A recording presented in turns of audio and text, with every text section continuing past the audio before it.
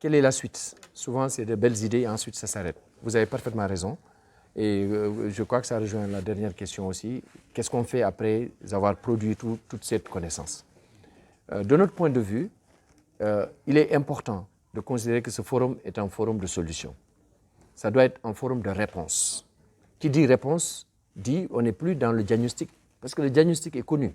On sait c'est quoi les problèmes dont souffrent aujourd'hui les pays africains par rapport à la gestion de l'eau. Il y a un problème de qualité de l'eau, il y a un problème d'assainissement qui pose un problème de santé publique. Tout à l'heure, on a parlé de contamination fécale de certains aliments, les salades, tout ce qu'on produit.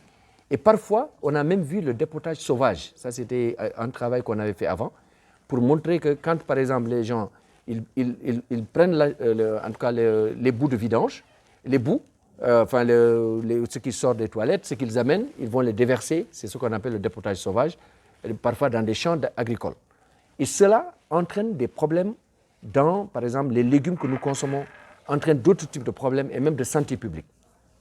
Ça ne veut pas dire que les légumes posent problème, parce que la manière de les laver et tout ça, nos grandes dames connaissent, savent le faire et les autres aussi. Mais la question que ça pose, c'est qu'il a été montré, et l'étude scientifique le montre, avec d'ailleurs l'Institut Pasteur, on a fait des recherches pour montrer quels sont les problèmes qui sont liés justement à ces types de contamination et par rapport aux aliments. Ça montre qu'aujourd'hui, il est possible, sur la base des évidences scientifiques, de sortir des résultats pour aller vers des décisions politiques. Le deuxième élément qu'on peut dire de façon concrète qui est sorti en tout cas de nos travaux, c'est ce qu'on a dit tout à l'heure, l'initiative Fonds Bleu, avec, la voie du fleuve et la voie de la paix. À partir de là, on a décidé de mettre en place ce qu'on appelle un fonds bleu. Parce que vous vous rappelez, même le président de la République, lors de son premier discours, a parlé de la nécessité d'avoir des fonds qui soient adaptés à l'eau. Donc ils ont appelé ça les fonds bleus qui existent un peu partout dans le monde. Mais aujourd'hui, l'initiative de l'Afrique, c'est d'en faire un fonds pratique et qui répondent aux besoins en eau et en assainissement des populations. Et c'est dans le cadre de ce fonds qu'avec nos partenaires, nous avons décidé, avec l'appui de l'OMVS, de créer un fonds au niveau des 4 pays de l'OMVS. Et le concours des jeunes que nous avons accompagnés entre dans cela. L'idée, c'est aujourd'hui de rationaliser tous les financements dont les jeunes ont besoin, que ce soit des financements en matière de santé, en matière d'alimentation, en matière aussi d'assainissement, que ces financements puissent converger pour que les jeunes puissent avoir des réponses à leurs problèmes.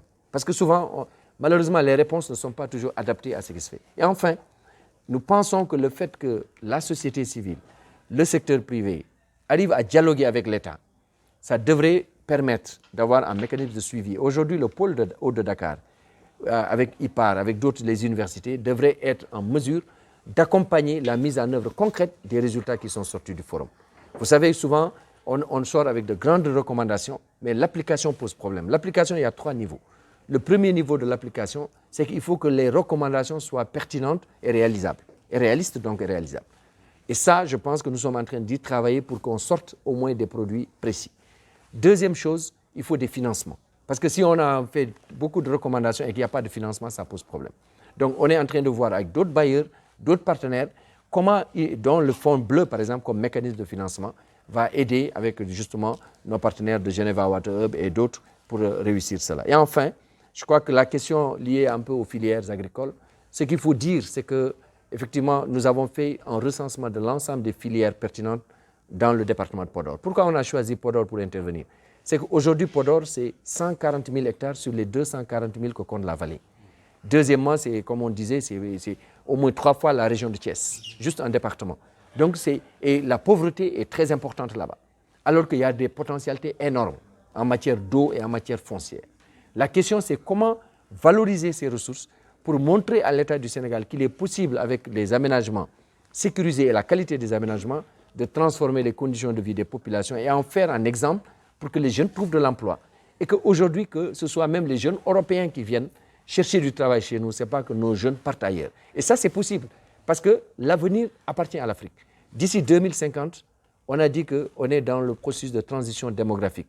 Et le continent africain, le continent subsaharien, est le seul continent en transition démographique dans le monde. Ça va se traduire, nous on avait fait les études il y a 10 ans, c'était près de 269 000 jeunes qui arrivent chaque année sur le marché de l'emploi. Et ces questions, Aujourd'hui, comme on dit, si on ne règle pas les questions des jeunes, les jeunes vont régler leurs problèmes d'une manière ou d'une autre. Soit par l'extrémisme violent, soit par la tentation d'aller ailleurs, soit par d'autres phénomènes. Et aujourd'hui, on a tout ce qu'il faut pour rassurer, pour créer les conditions. C'est pourquoi nous travaillons beaucoup sur ce qu'on appelle l'écosystème de facilitation des investissements pour qu'on crée des dynamiques pour que ces jeunes puissent trouver de l'emploi qui soit de l'emploi pérenne.